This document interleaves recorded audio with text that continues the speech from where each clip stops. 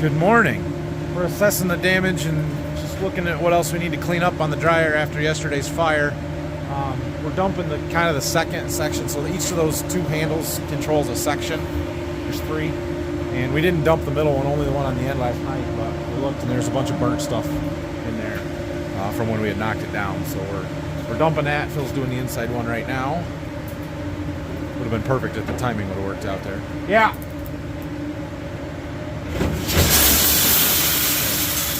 Trying to get that kind of stuff out. So we'll clean up a little bit more and then get this thing fired back up. I've got some wheat I'm going to try and get out of here.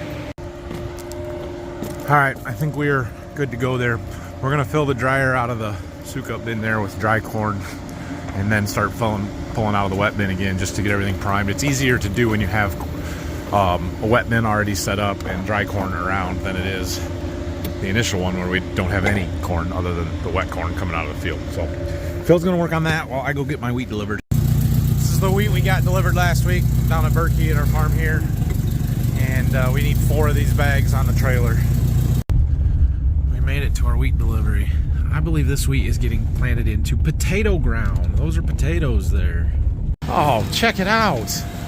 They're digging potatoes. Was not planning on seeing that today.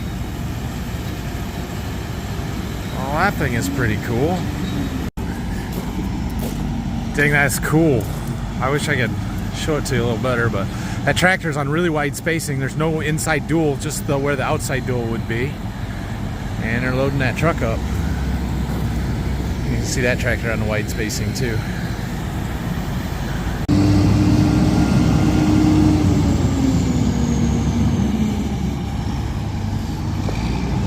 I kind of want a potato now. There they go again.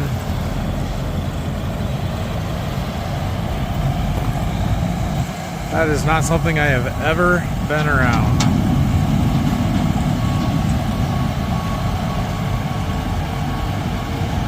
Cool. Oh, there's another machine there that must be digging and laying them all on top of the ground, and then the other one just picks it up. Yeah, he's windrowing them. They're coming off on the far side over there. I see. I see. They're just getting started for the day, it looks like. Cool. All right, we got to get out of here. We're back at Berkey. I got 2 more bags of wheat that go to a customer back up towards Waldron. Just looking at the beans here, they're ready. They are ready to go. We need to get here and get them combined so we can plant this wheat. There's a few leaves out there, but it won't matter. Time to go. So we've got basically those fields that I talked about yesterday. There's around 200 acres, just under 200 acres of beans at Waldron that are ready to go and gonna get done before we move here. That's today and tomorrow, and then Wednesday we're coming here. We're gonna have one heck of a week of combining beans because we have just beautiful weather right now.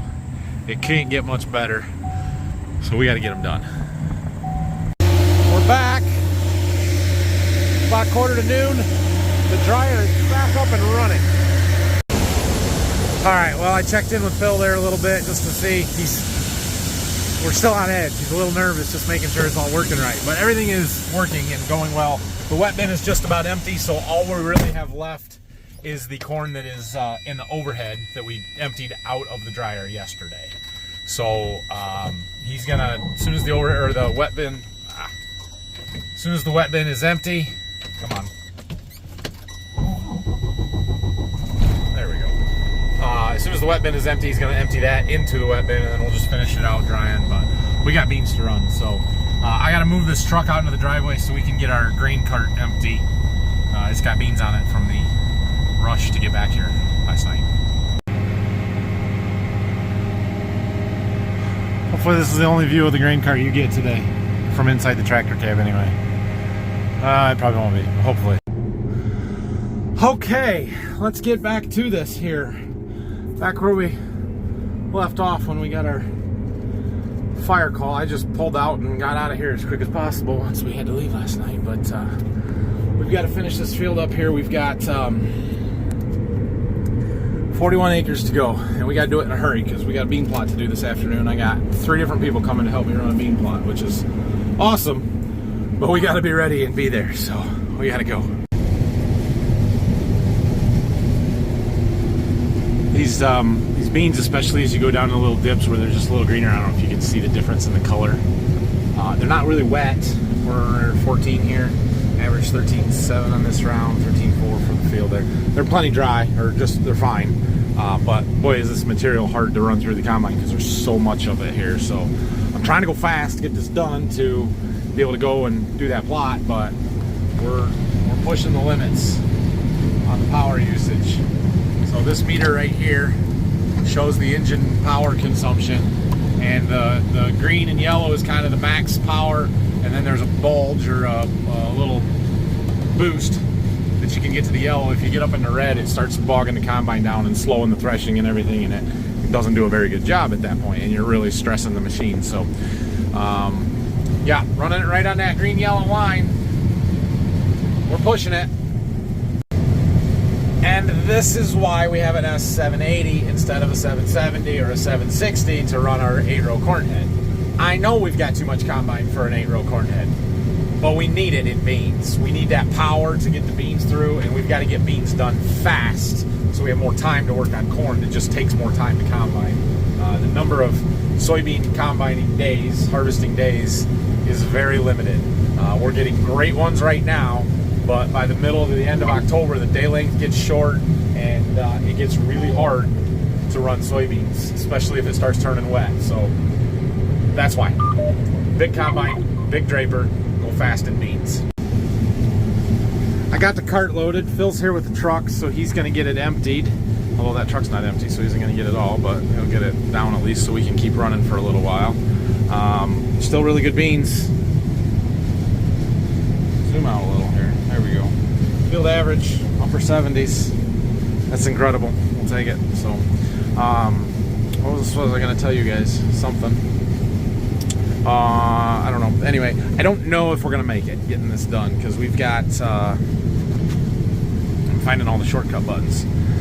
We've got 28 acres remaining, hour and 26 minutes. And those guys are going to be here to do the plot at 2 o'clock. It's 1 o'clock now. We might have to pull out of here, go do the plot, and then come back, which I hate to do, but it's all right. Not having a grain cart operator, Brock or Dad's chiseling or whoever, really slows the harvest process down, having to sit and dump on the ends. I mean, it's fine, and I don't mind having it sitting there, keeping the hours off the cart and stuff, but you do lose a lot of efficiency in acres per hour doing it this way. It is what it is.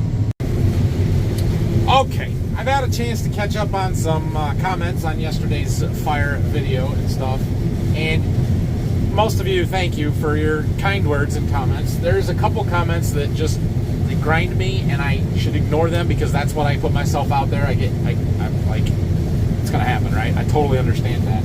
And I get all these responses typed up, and I think better of it, and I'm like, no, you better not do that, because you just want to tell them to off and be done with it. But anyway, I just thought I would clear up a couple of things. Number one, if you think that we don't do maintenance and aren't watching stuff, you clearly have not watched these videos very long and don't have a clue what you are talking about, because we do better maintenance than, not that other people don't or do bad maintenance, but we are certainly not lacking in our maintenance and upkeep and cleaning and you know, that side of our operation. Phil handles the grain system operation. I get you guys don't know him, don't get to see him and stuff, but if you think I'm particular about stuff, that's where it comes from, and he is far more detail oriented and concerned about stuff than I am. He was out there for a week before harvest started at the grain system with a power washer, with an air gun, with everything, going through it with a fine-tooth comb, looking for anything that could have been wrong. I can assure you that dryer was not plugged up, and that red dog was not there on those metering rolls when we started the year. It is not a preparation issue. I'm sure of that. What was the other one? The other thing. Hold on. Oh yeah, too wet of corn. Yeah, this one I'm not as upset about, but I mean, we have run wetter corn, much wetter corn through that dryer before and never had a problem. I'm not saying that the wetter corn that was in it from, you know, the stuff that we ran over the weekend that should have been throughout that entire dryer was only 22-23%. That's not wet. That's normal. Like that's the kind of corn that we run around here. That's not outrageous at all. 26, the 25, 26 stuff that we did a little bit of, yeah, that's pushing it. It's getting up there, but that should not have caused a problem. Talking to the guy that we bought the dryer from today, he said he's got a customer that's down south a ways, and they regularly run 40% corn through their dryer, and it does okay for them. So it's just the stuff moves so slow when it's got to stay in there that long that it gives it an opportunity to heat up and start fires. So anyway, I don't think the wet corn was the issue. A couple of comments about the cob and the FM in the corn. It looks worse than it is when you're looking at a picture because it all runs down the side. That said, the fire started on the side, right? So all that cob and stuff is going to flow down the top of the corn as it's making the cone on the top there, or the mound, and get caught on the side. It's possible that had something to do with it. Now, I thought that the corn that we ran first, the wetter stuff, we had really clean. There wasn't much cob in it. The second stuff that we ran over the weekend here that was drier, we couldn't get it cleaned up as well. We were having a little bit more loss with the combine. So yeah, there was some cob in it. That may have been a contributing factor. I won't completely dismiss that, but it wasn't that bad. It's not like it's a huge FM problem that is going to be cause major issues, or at least it shouldn't. It's not worse than what we do a lot of times. So I'm not saying that wasn't a factor, but I don't think it was. It shouldn't have been a huge issue. I don't know. I still think either those metering rolls just got built up over the time of the first few days of drying and stuff here this summer. Could have been wet corn, could have been the fact that it's warm out, stuff was humid and sticky. I don't know. I really don't know. It could have just been the water that we put in and put the fire out caused it all to stick there, and it wasn't there before, and it wasn't really our problem.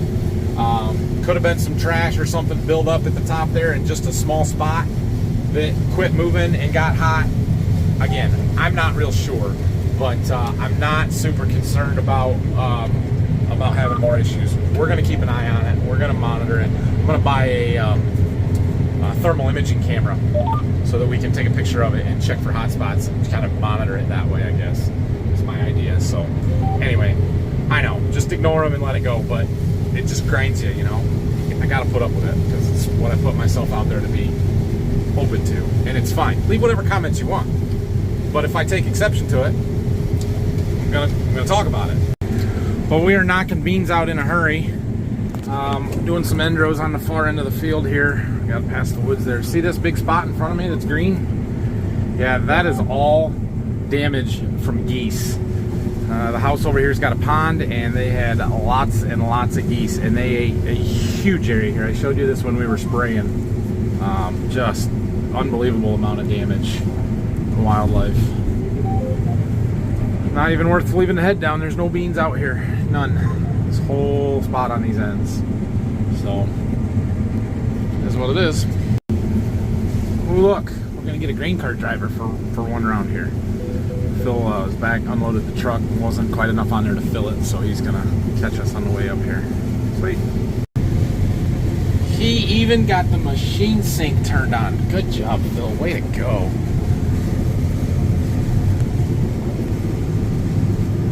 Hit the button. There he is. That's awesome. Oh, turn the steering wheel. Re-engage it.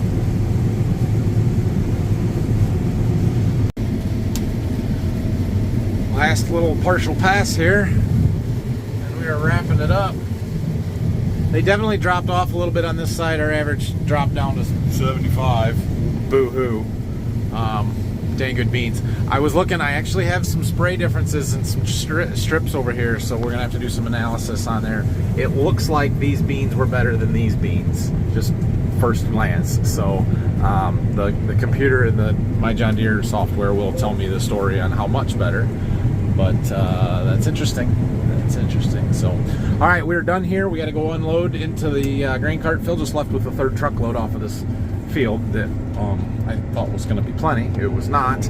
So that's good, but he's got to bring another truck back to get the cart empty from what I am about to put in it. And we got to get the combine moved. Got to drop the head. We're only going a half a mile that way. but we can't get there because there's too many electric poles along the road and mailboxes, and I can't go down the road with a 40-foot head on it. Even if I only had to go a quarter of a mile, I can't do it. Dang it. So yeah, we're gonna get moved as quick as possible here. It is almost 3 o'clock. I had kind of said 3 o'clock, so I'm right on schedule with where I'm supposed to be. Okay, we have moved. Can you tell? And we have gotten some beans off. We opened up the ends. We ran a pass along the where the signs were over there because, well, those ends were no good. Actually, they were pretty good. It was all green. Anyway, we're combining off the plot there. 8-row entries, 20 feet. So that's why we're taking half a header width here. And then we just do this as we go, and then we're going to pull samples, put them in plastic bags, and then we're going to moisture test them and stuff in the block shed later. We're going to dump it to the cart. We're using the scale down there to record stuff. I've got all kinds of people here to help because I'm awesome like that apparently. And yeah, that's what we're gonna do. 63, these beans are no good. No good, I tell you, no good.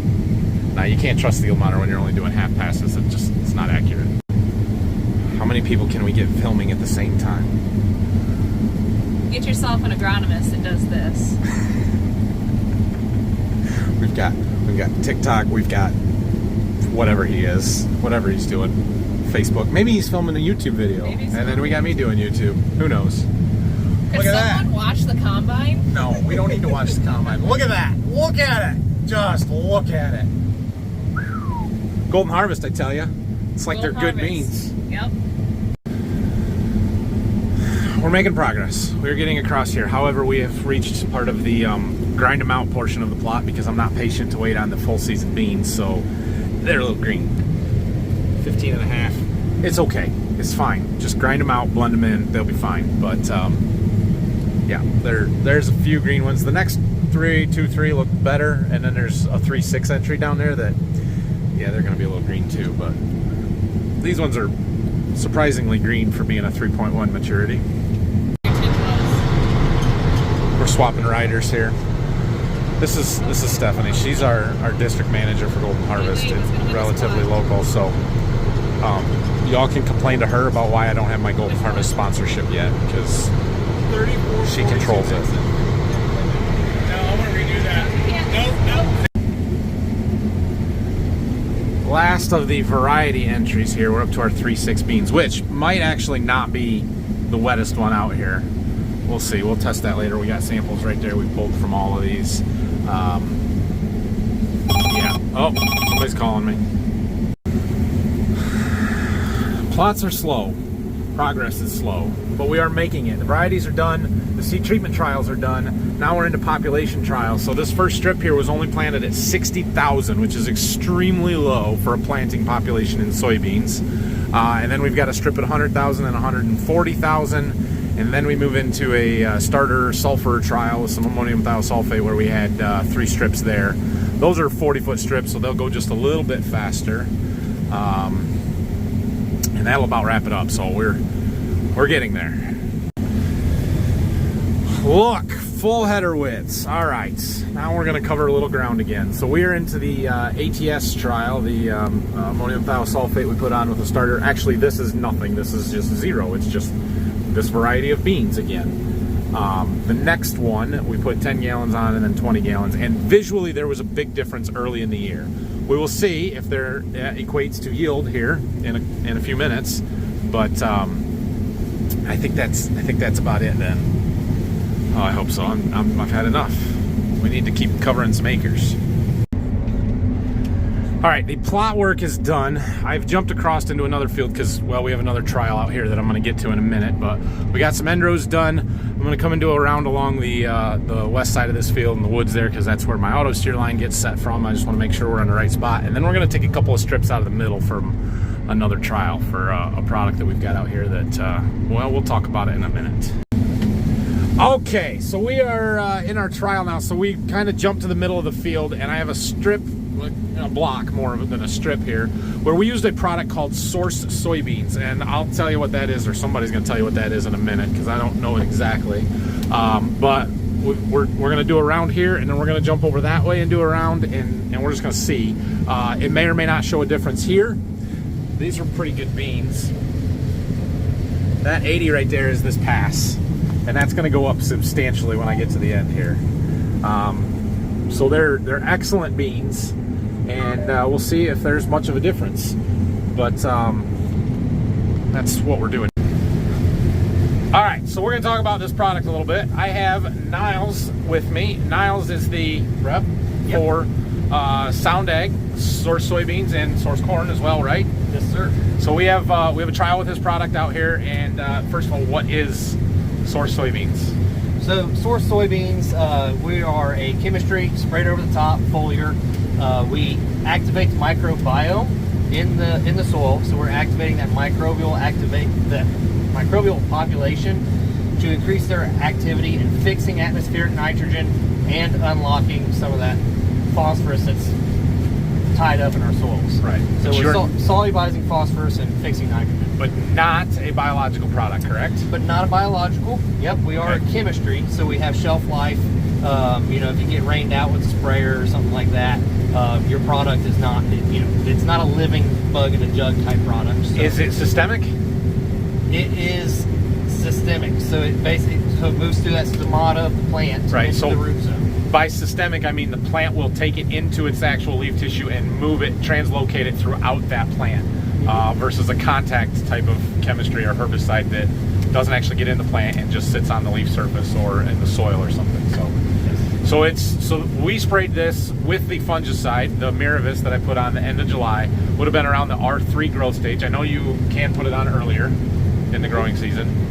But so basically that chemistry went in through the leaf, translocated into the roots, supposed to help that plant get more phosphorus out of our soil and fix more nitrogen out of the atmosphere, correct? Yes, sir.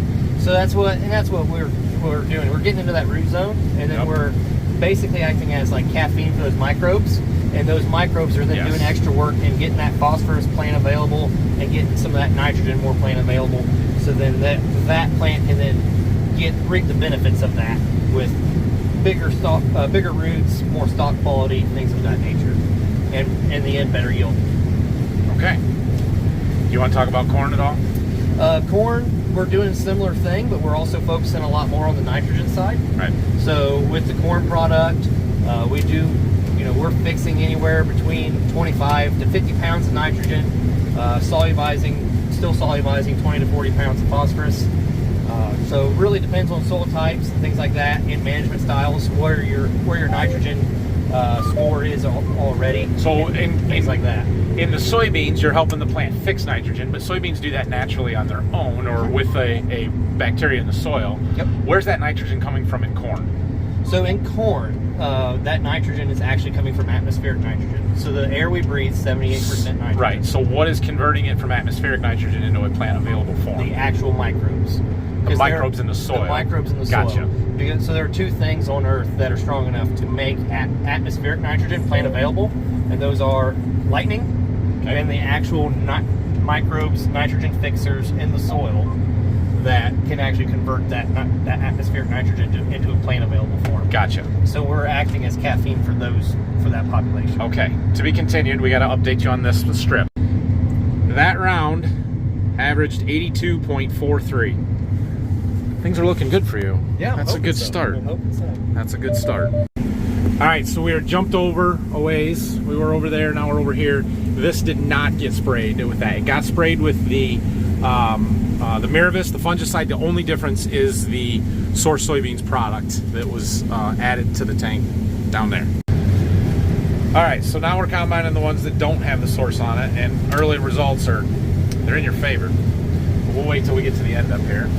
Well, good, we stayed out of that sprayer track. I was concerned there's a sprayer track right over there, but it's one row outside the head, so that's not skewing our data.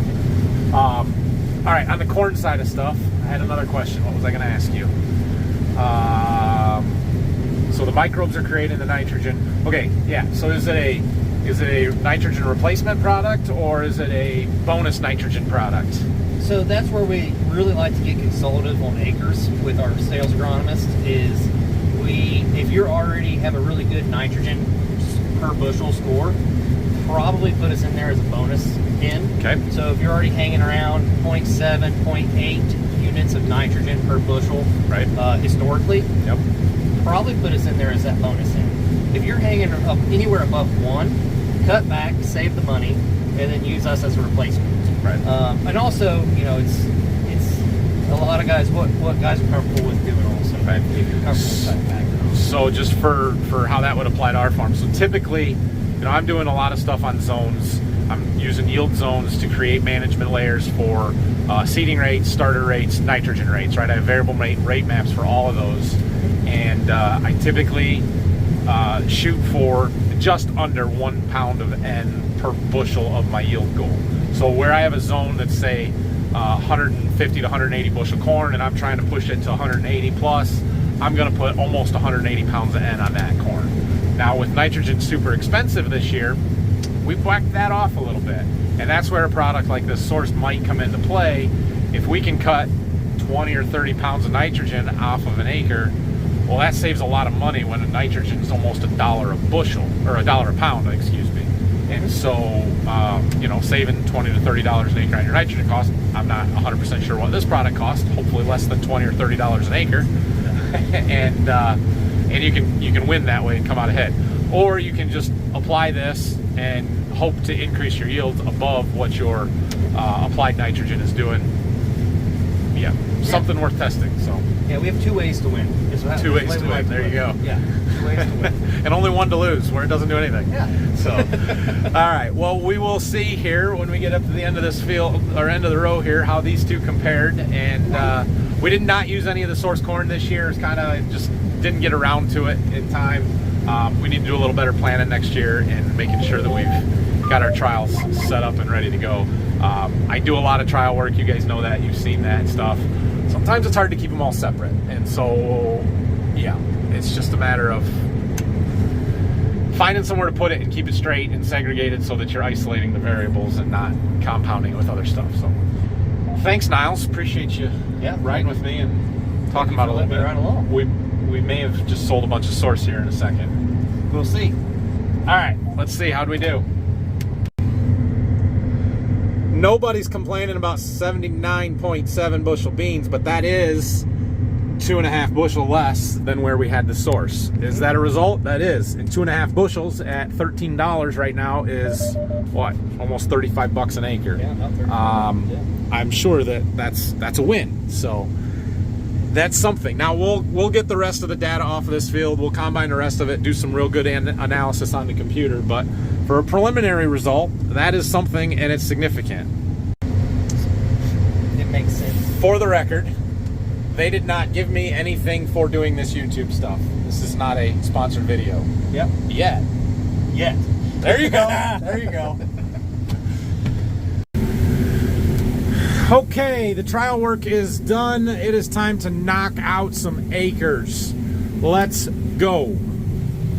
Fun working right behind the farm here. Look at the sun glaring off the grain leg. Beautiful. It's fantastic soybeans here. Just amazing what we're getting off of some of this stuff. So we're all over the place here. We're gonna finish off this stuff in the back, try and do this, and then we've got a little bit left in the plot field. I kind of jumped out of there as soon as we got done with the plot work so we could get to this Source trial. And Niles was around here to ride with me. So a little after 7, we should be able to run for 2 or 3 hours yet. I don't know if we'll get all these done tonight or not, but we'll cover some ground and then hopefully be able to finish this in the 80 down the road tomorrow. Well, it had to go and get dark on us. That's all right. Phil just brought a truck back. He's getting the grain cart right now, so I'm kind of waiting on him. Again, we run everything through the grain cart for scale weights and stuff. You remember the other night when I was combining beans, all of a sudden our yield monitor dropped, but the cart told a different story, that there was 14,000 pounds from that field more on the cart than what the combine said. That's why we run it through the cart, so we have good accurate weights from every field, and we can post calibrate if necessary. Pretty darn good beans here.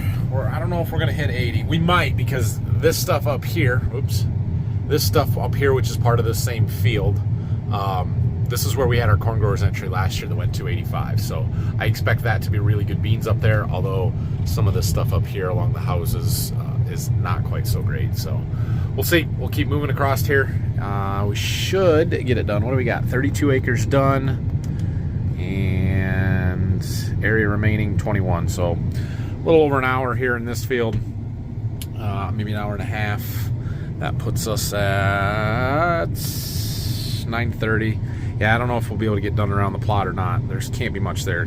5-10 acres. We might finish all this tonight yet. Can really see all the windmills flashing tonight. See all the red lights blinking up there. There they are. Those are windmills that are 25-30 miles north of us. Still working here. I got my grain cart driver back for another round or two here. I'll tell you what, the lights on the 8RX are they're bright. They're very bright. They're nice, but they're a little bright.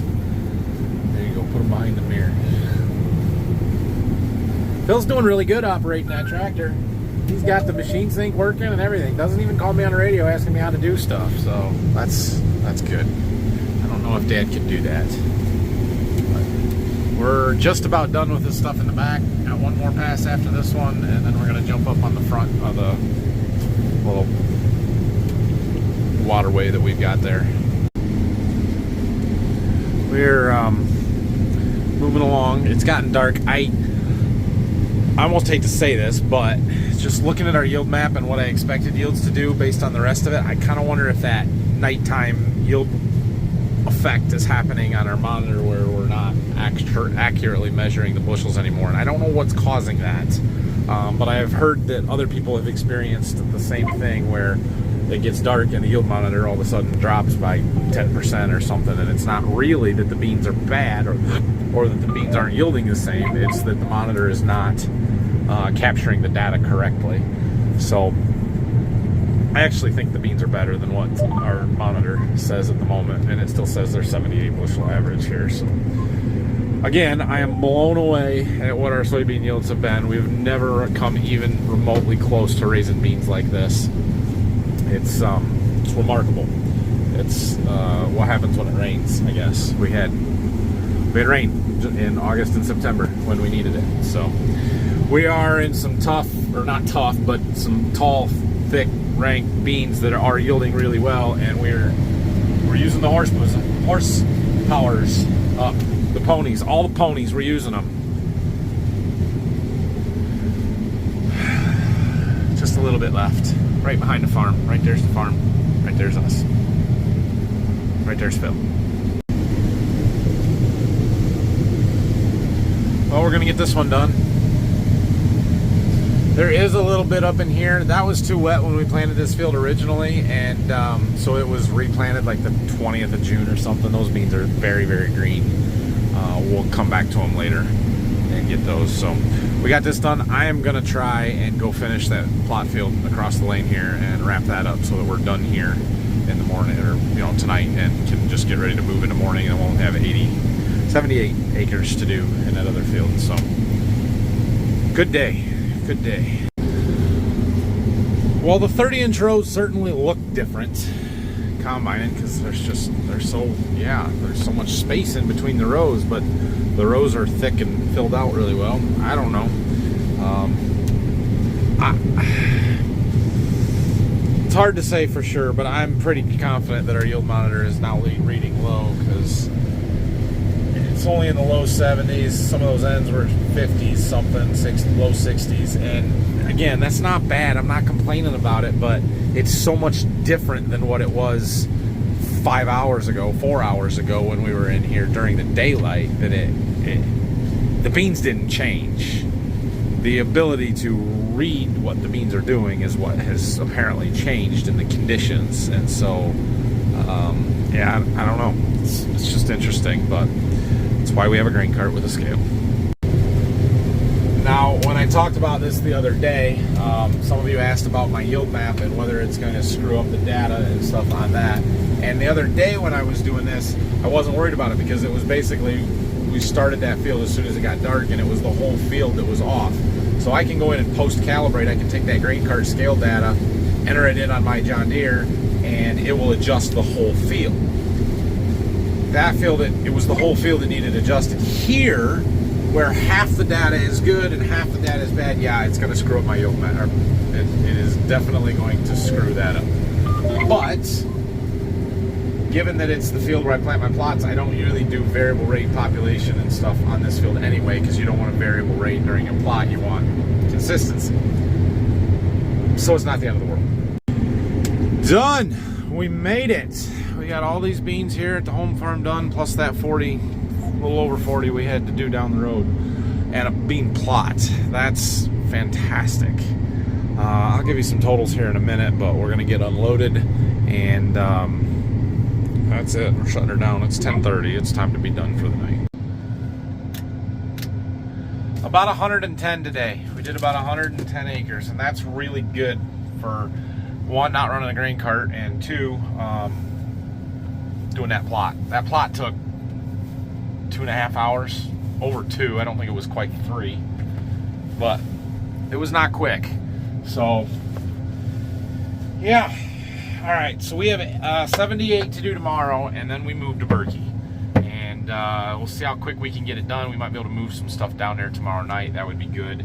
And then Wednesday and Thursday, we need to have 2 big days of combine and beans, see if we can't get them done. I need to check the weather again, but I don't think there's any rain imminent, so we're in good shape. I did get some preliminary results back on the plot. I will post the final results to my website, xlseeds.com, when I get them, but the 3442 XF that I called as the winner, I believe was the winner at 88 bushels per acre.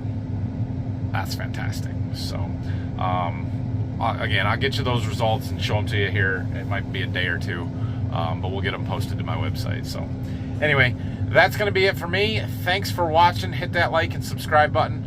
A much less eventful day today. That's good. That was a good thing.